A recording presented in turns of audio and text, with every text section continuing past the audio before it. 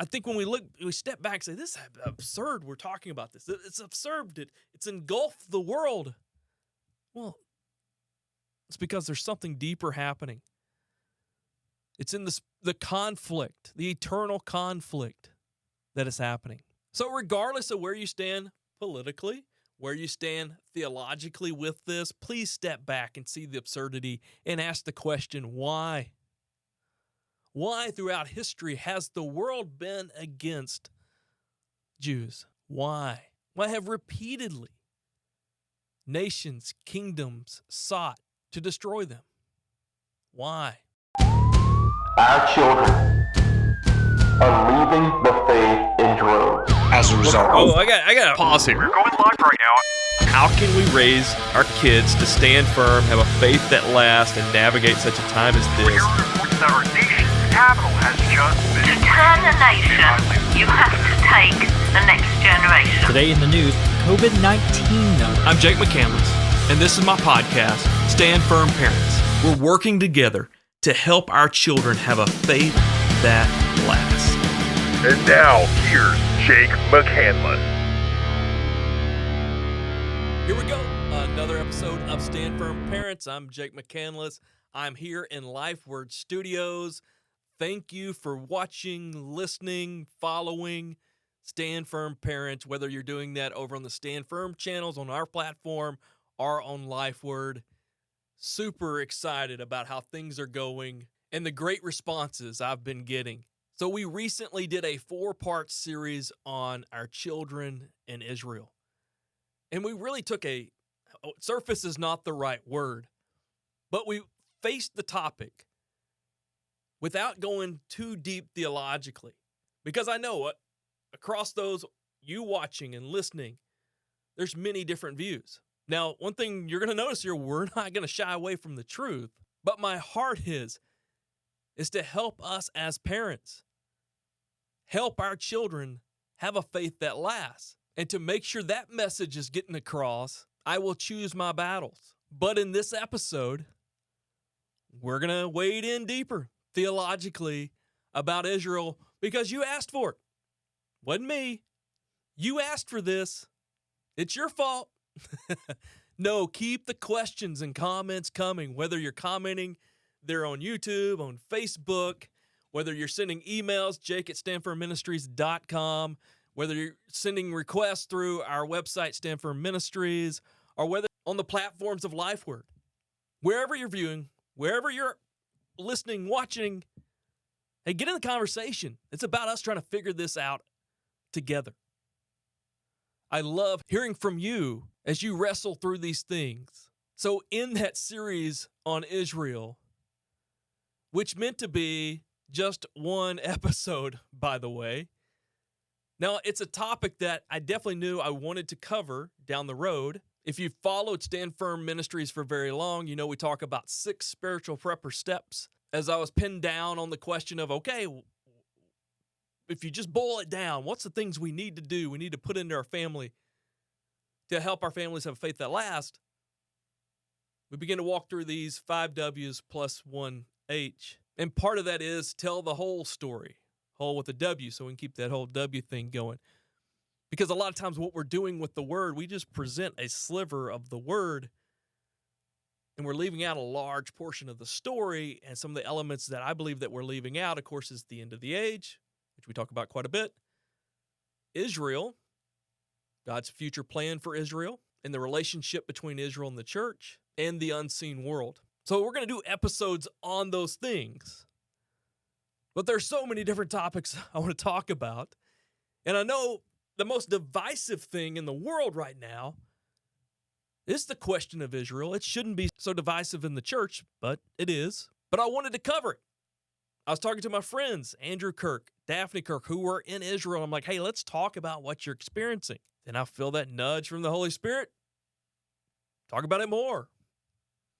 So I spent an episode explaining it. That nudge, talk about it more, turned into 4 episodes. Now it's turning into 5 plus a special series. But you asked for it.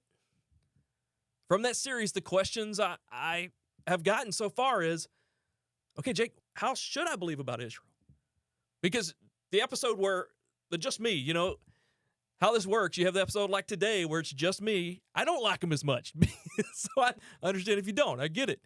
I love being able to sit across the room or the table or across Zoom and have these conversations with these fascinating individuals walking with the Lord and what the Lord's revealed to them.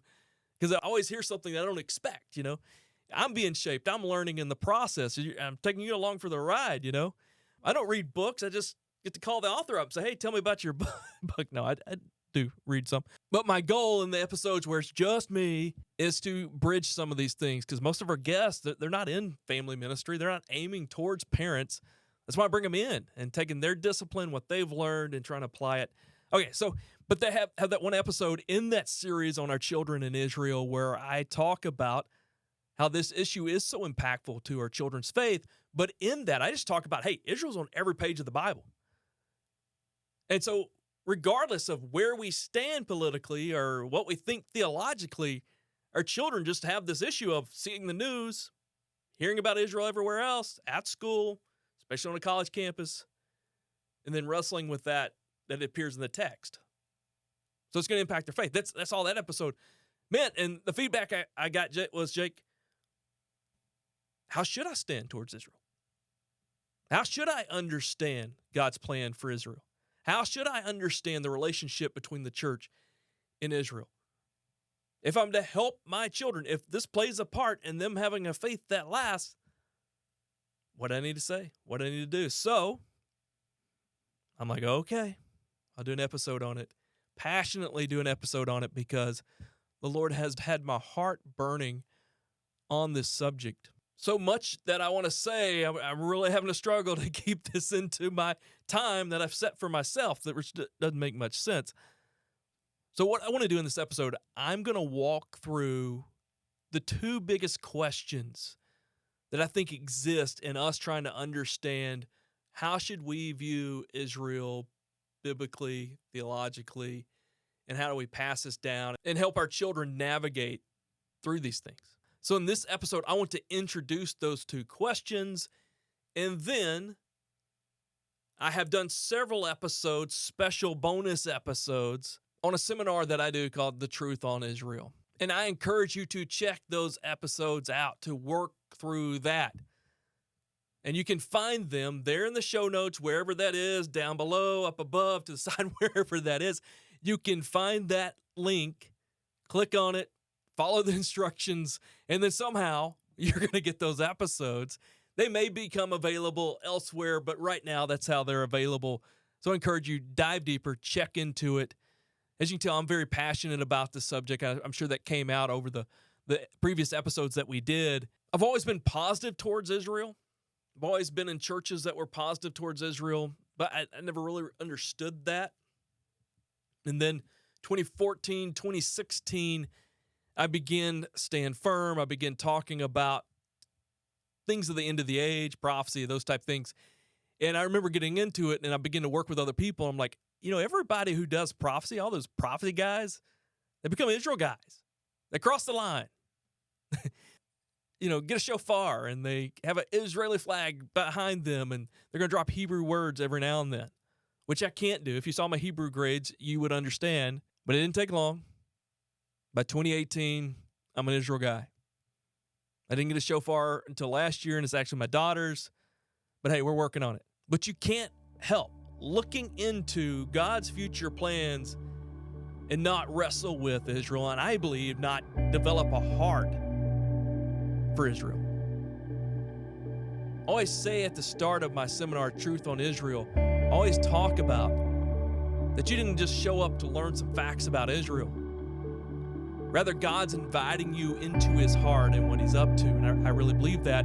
That's why I'm not surprised that this is ballooned into at least 5 episodes and a whole series of other special episodes. So in 2018, I began doing this seminar. At that time, it was called Church We Must Get Israel Right. And the first time I did it, I remember sharing at a church. It was a church I had a great relationship with, and it was the worst thing ever. Like, no one gave a flip. I don't know if it was me, them, I don't know.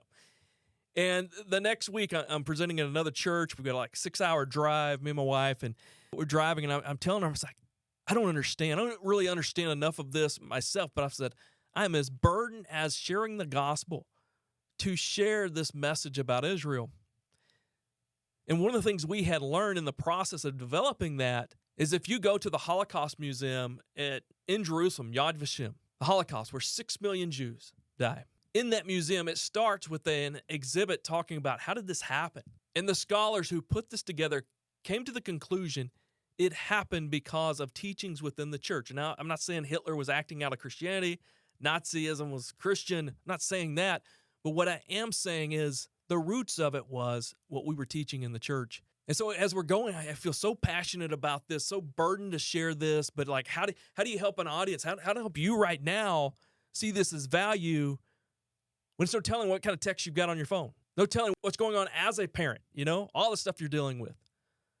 In between ball practice, band practice, cheer practice, tutoring, school. Yeah, I guess school's got to be in the mix. Whatever you have, maybe you're homeschooling, whatever it is, how does this become relevant? And the conclusion we had was if the church had been passing down accurate teachings, then it would have made a difference of the Holocaust. And I believe Scripture teaches that there's going to be another type thing like that still to come in the future. And regardless of that, if you saw those previous episodes, if you were there for the episode with Charlotte, she talked about how that anti-Semitism, Jew hatred, is at an all-time high in the world, unprecedented, growing by the day. As I record this, I know you're going to be watching, hearing this in a few weeks. There's no telling what's going to happen by that time. Okay, so I want to start this party. We're like halfway into the episode. What I mean start. I want to continue this party talking about just the reality and the absurdity of the reality to what's going on. So the reality in our world right now is, as I just said, anti-Semitism, Jew hatred is at an all-time high. Protest around the world on behalf of, now they say pro-Palestine, pro-Palestinian, but ultimately it's pro-Hamas because what happened October 7th was Hamas, the political power, also a terrorist group in Gaza who controlled Gaza, invaded Israel, committed an act of terror, took hostages. There's no telling what you've heard in the media, heard in the news. Some covered accurately, some don't. I had the chance to go just a couple months after it happened and see these places, see the music festival. We're at that festival, 370, mostly young people, were killed, 40 taken hostage. Had the chance to go in one of the kibbutz, one of the neighborhoods, where over 60 had been killed and some taken hostage. I get to walk in the homes, one particular home, young couple, early 20s. It was hard to find a place in that home that didn't have a bullet hole. An act of terror. And this is after decades of Gaza continually shooting rockets into Israel. So you have this happening in Gaza, and then you have Hezbollah in the north who has continued to shoot missiles. You've had Iran be involved, other groups, and all these things. That's the reality. But the absurdity is how the world has sided with Hamas. It should seem absurd just to realize the world is rallying behind terrorists, but that's not close to the amount of absurdity with this. I want to share a graphic. You may have seen this. If you have, you understand the absurdity of this. But if you're able to watch this, check this out, or try and make it available in the notes as well if you're having to listen to it and not getting to watch. I want to share this image. Okay, so what you are seeing there in the green is Muslim nations, many of those Arabic nations, and that little red speck, that little red dot is Israel, the only Jewish nation.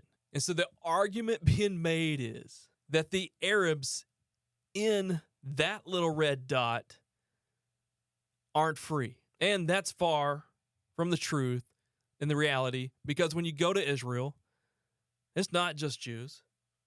You go to a neighborhood, there'll be a Jewish home, an Israeli Arab home, a Druze, a Christian, all living together, participating in the nation together.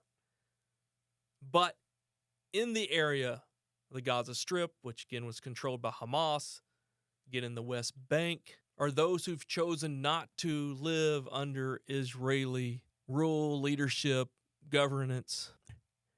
But it's far from there being a lack of opportunity of freedom. For if you take the Arab League, it has 22 member countries, 5 million, over 5 million square miles of land versus just one Jewish state that has less than 1 million, far less than 1 million square miles. So as you hear that chant, from the river to the sea shall be free, talking about the Jordan River, talking about the Mediterranean Sea, this cry of Palestinian Arabs in Gaza, in the West Bank, calling for freedom, where they have the opportunity. Well, long story there, but when there's 22 Arab nations, only one Jewish state.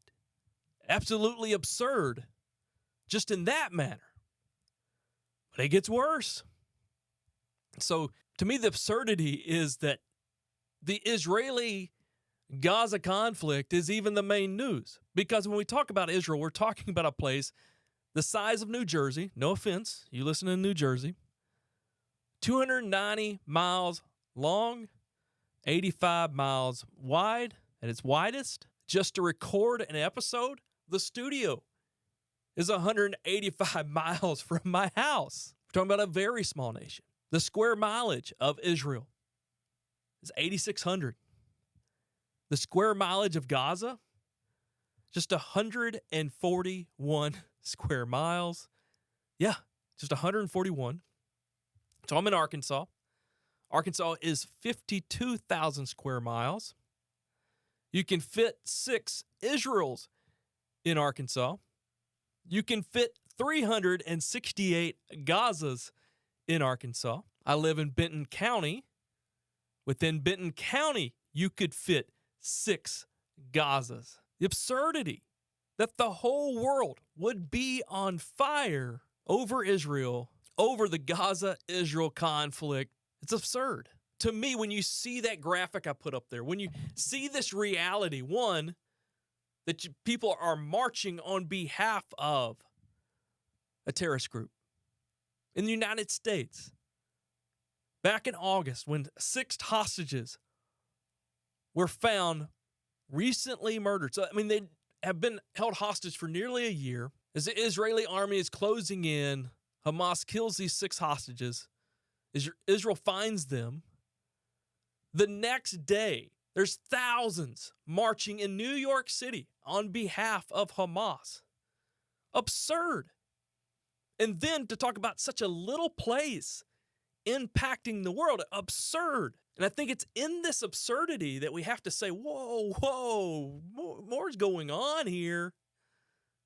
Something else is going on here. And I think Scripture explains what's going on. Zechariah 12, verse 2 says, I am going to make Jerusalem a cup that sends all the surrounding peoples reeling. In other words, the Lord's going to get the world drunk on Israel. I don't think we're exactly at that exact prophetic time, but it's definitely happening, right? You go back to when the attacks first happened, you have people all over the world marching in protest for Hamas. World is drunk. And then in verse 3, it says, on that day when all the nations of the earth are gathered against her, I will make Jerusalem an immovable rock for all the nations. Psalm 2 talks about the nations raging against Jerusalem. I think when we step back and say, this is absurd, we're talking about this. It's absurd. It's engulfed the world. Well, it's because there's something deeper happening.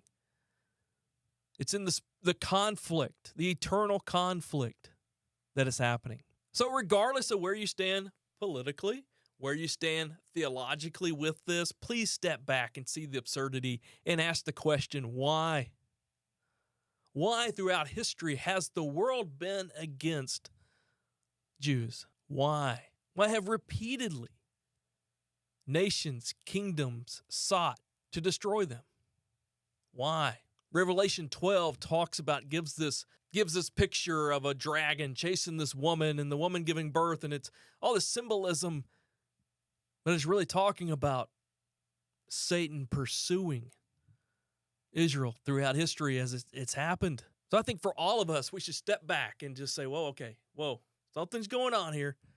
Something doesn't make sense in the world. There's a lot of things that doesn't make sense, but this absolutely doesn't make sense. There must be something deeper, something spiritual behind this. So that said, 2 questions theologically that deal with Israel. The 2 questions.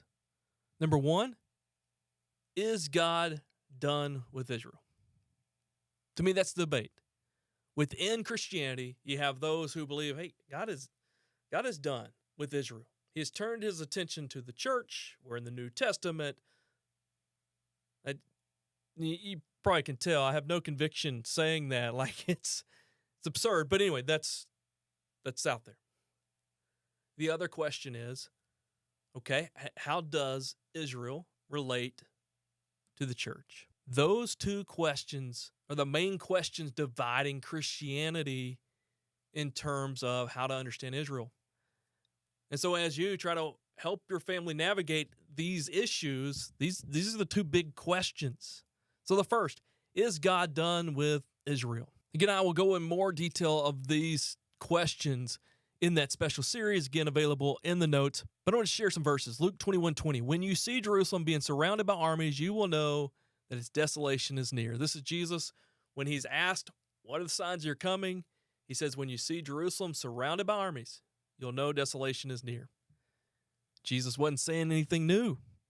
Zechariah 14, the prophet Zechariah says, a day of the Lord is coming, Jerusalem, when your possessions will be plundered and divided up within your very walls. I will gather all the nations to Jerusalem to fight against it. The city will be captured, the houses ransacked, the women raped. Half of the city will go into exile, but the rest of the people will not be taken from the city. Zechariah 14:3-4. Then the Lord will go out and fight against those nations as he fights on the day of battle. On that day, his feet will stand on the Mount of Olives, east of Jerusalem, and the Mount of Olives will be split in 2. Psalm 83, we see these nations coming against Israel. Ezekiel 38, we see the same description that it talks about the Gog and Magog, but it talks about these nations coming against Israel. Revelation 16 talks about Armageddon, again, happening in Israel. Revelation 19 talks about Jesus' return, again, happening in Israel. Armageddon, the location, is in Israel. And so as we go through all the passages about the end of the age, center stage is Israel, is Jerusalem. So that question, is God done with Israel? He can't be if it's center stage to the events of the end of the age. Then you have Romans 11. Romans 11:25 to me summarizes all we need to know on this subject. And all throughout Romans 11, the Apostle Paul poses the question, is God done with Israel? No, heck no, throughout the passage. We'll come back to that. But if all the events of the end of the age, and there's so many more I could have read, I went through that really fast. I mean, one of the main things, right, involves a temple, involves the Antichrist in the temple. So if all these things are happening at the end of the age, in Israel center stage, God can't be done, right? So biblically, from the text, when it talks about the return of Christ, the end of the age, Israel is front and center, and actually all those passages in the Old Testament, not only talk about, the Lord coming, the Lord fighting for them, and armies coming against them, but it talks about them coming back to the land as that has happened, and talks about them being restored. So if we're going to begin to talk about, well, God is done with them, then what we have to do is then adjust the view of the end of the age, right? So there's very little debate when you come across passages that straightforwardly say these things are going to happen, they're going to happen in Jerusalem. There's not much debate over that. The debate comes when we begin to talk about, okay, what does this, when is the end? Has the end happened? So it comes down to someone's end time views, our views on Bible prophecy. Again, I know listening, watching, it's all across the spectrum when we talk about that. But I just want to walk through what some of these are. So there is a futurist view, which says many of the things talked about, such as the return of Christ, restoration of Israel, those things, that they're happening in the future. We'll come back to that. Another view is the preterist view, which means and talks about that all these things, Bible prophecy, return of Christ, judgment on Israel, all of that took place in the first century, wrapped up in 70 AD, the destruction of the temple. You have the historist view, which talks about these things being fulfilled already in history, but it's kind of open to whoever to place it wherever that is. You have a symbolic view, which says, these things aren't literal. They're just symbolism, spiritualism. Again, you can probably tell I'm not saying that with much conviction. I'm clearly a futurist, but I'm sharing this because depending on who you're hearing, you need to know where they're coming from. So from the scriptures, we can't deny at the end of the age, God is dealing with Israel still. So he's not done. There's still forefront in his plan. But someone can take a view that moves the end of the age or Bible prophecy's fulfillment. Probably, I guess, a more accurate way to say that. So if you're preterist, it's already happened. If you're historist, it's already happened. If you're symbolic, then it's all symbolism. It doesn't matter, And so in those views, you can say, hey, God is done with Israel. He dealt with them in the first century. He dealt with them in whatever year you want to plug in, or it's all symbolism. But if you see these things in the future, you have to say, hey, God's still at work. He's still got a plan. But within the future's view, there are variations. So there is a view called the premillennial view, which means Jesus returns and then establishes this kingdom for 1,000 years. We read that in Revelation 20, and he does this, and that kingdom is ruled out of Jerusalem in Israel. So if you're a futurist, premillennial, again, you see God still got work to do. He's still working in Israel. Then there's a postmillennial, which sees the stuff future, but talks about we're in that millennial kingdom now. And so depending on where you are with that can shape how you view God's continued plan for Israel. And then there's amillennialism, which means there's no literal millennial kingdom. So again, you can still see some stuff in the future, but again, with that, you don't have to say God's still got work to do with Israel. Now, within the future view, there's more variations as well. Those are the main ones. So I want to point that out because when you're wrestling through, is God done with Israel? And you're hearing these different things, whether that's in your own church, whether that's in a Bible study, whether that's something you're watching or listening to, you need to understand where they're coming from because we can't dance around with the text. The text is there. And so then we have to decide, okay, when did this timing happen or is it yet to happen? So that question, is God done with Israel? Well, those are the elements at play with that question. Of course, myself, I'm a futurist, I'm a premillennialist. I believe Israel is front and center of what God's going to do.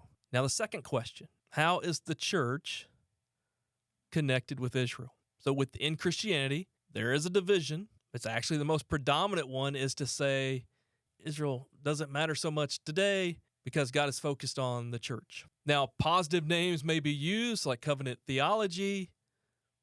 My side of it, I would call that replacement theology, and it's dealt with directly in Romans 11. Actually, Romans 9, 10, and 11. But in Romans 11, the Apostle Paul directly deals with that, and in the process answers both questions. So in Romans 9, we actually see the Apostle Paul talking about the unbelief of Israel. He doesn't hide it. Remember, Paul's a Jew as well. All the disciples were Jews. Jesus was a Jew. But then he follows that up with Romans 11, verse 1. He says, I ask then, did God reject his people? By no means. And the way the original language is, it's really emphasized. It's like we would say, heck no now, or something along those lines. Verse 11, in chapter 11, he says, again I ask, did they stumble so as to fall beyond recovery? No, not at all. Heck no. Rather, because of their transgression, salvation has come to the Gentiles to make Israel envious. So that's verse 1, verse 11, verse 29. He says, for God's gifts and his call are irrevocable. Again, coming back to God is not done. Then he explains it all, talking about, gives this analogy that non-Jew believers, followers of Christ, Gentiles, are grafted into the promises of Israel, given to Israel through God. And he summarizes it this way in verse 25. He says, I do not want you to be ignorant of this mystery, brothers and sisters, that you may be conceited. Israel has experienced a hardening in part until the full number of Gentiles have come in. So he's saying, yes, there is unbelief, but that hardening is allowing Gentiles to come in to these promises, to be grafted in. But as the full number of Gentiles come in, or another way we may say it is when the Great Commission is fulfilled, then that hardening will fall away and Israel will be saved. Now, there have been Jews who have come to Christ all along. But Paul explains what's going on and did you notice he says, I'm saying this so that you don't become conceited or arrogant. Basically, so that you don't think you replaced them. So that you don't think you're the only people of God. And that's what we've done. So there's two questions. Is God done with Israel? I just shared a few verses about the end of the age. We see Israel's front and center. So the text is there. It's just how you interpret that to happen. Has it happened? Is it going to happen? Again, that's where the question falls. And then this question, did the church replace Israel? To me, Romans 11 sums it up. I don't think there's any debate there. Okay, as parents, as we wrestle through this, I know I shared a lot, and I went through it fast. I break it down more in these special episodes, again, in the notes, up wherever that's at. But how do we wrestle with this? Again, I think we're all coming from different angles.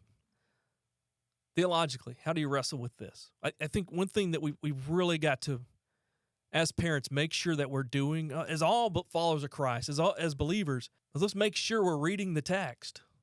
A lot of times when we're dealing with issues of the end times or Israel, we tend to just take what other people said. Maybe you're just taking what I say. Don't do that. Read it for yourself. Don't add to it. Don't take a view and then try to read into that. Just what does it say?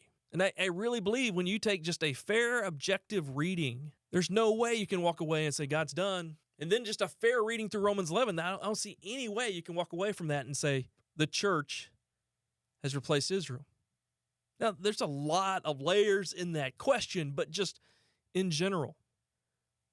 So when you take that, I think we should see God has a continued plan for Israel. I believe the church has a role in that. And I believe Gentile believers have a role in that. And in God's continued plan, again, the special episodes, we'll talk more about what that is. But he talks about bringing his people back to the land. He talks about what they will go through when they come back. And eventually he talks about the restoration. And God's been working that. And so I think as believers, we need to realize we need to be on God's side, and being on his side is in support of his people. That doesn't mean everything Israel does as a nation is right. Doesn't mean everything his people do is completely right. But I don't know about you, but I want to be on the Lord's side, and so I believe it's being supportive. I believe it's being a Zionist. Ultimately, that we understand the Lord is going to restore his people and restore the nation of Israel. And I think we've got to be careful in conversation, assuming or presenting that God's done with Israel and that the church has replaced it. I know there's a lot of walkthrough. We started and we looked at the absolute absurdity of this, and hopefully it's made you ask the question, what in the world? There must be more going on. And then wrestling with these two questions theologically.